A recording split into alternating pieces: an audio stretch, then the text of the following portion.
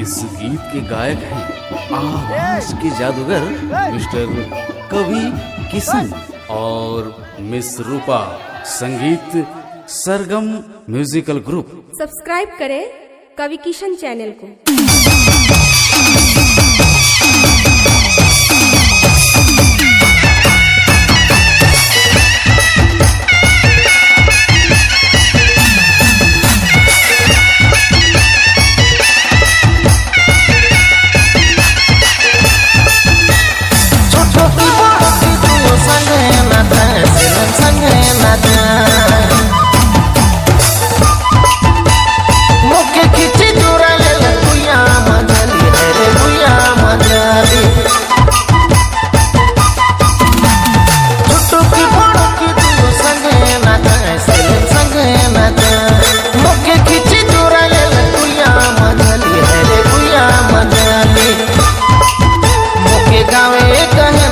सबे बोलना पगला पगली पगला पगली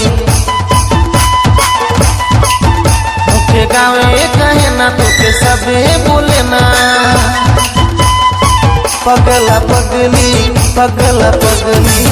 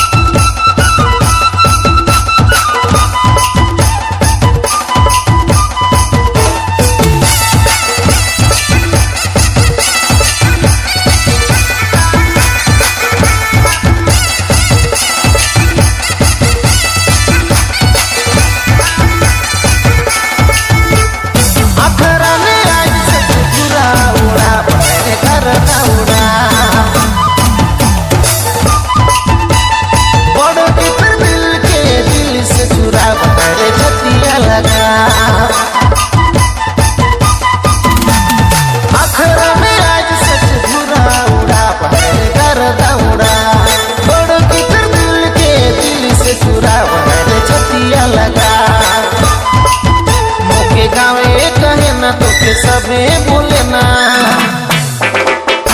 पगला पगली पगला पगली मुझे गावे कहे ना तुके सबे बोलना पगला पगली पगला पगली।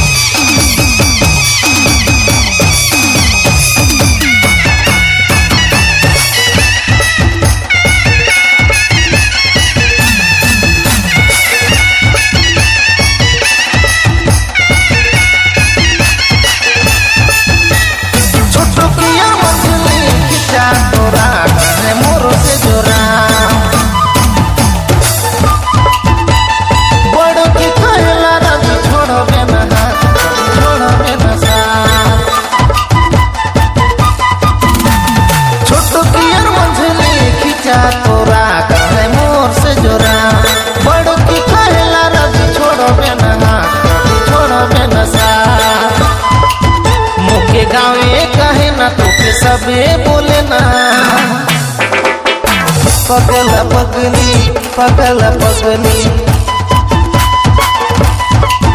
मुखे गावे कहे ना तुके सबे बोले ना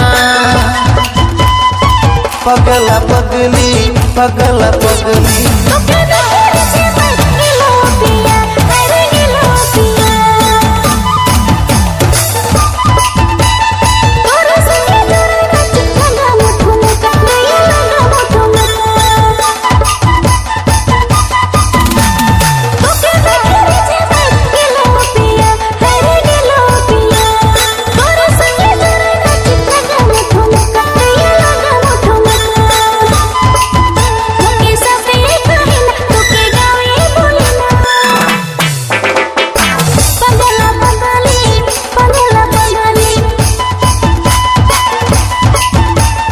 गावे कहे ना तुके सबे बोले ना पगल पगली पगल पगली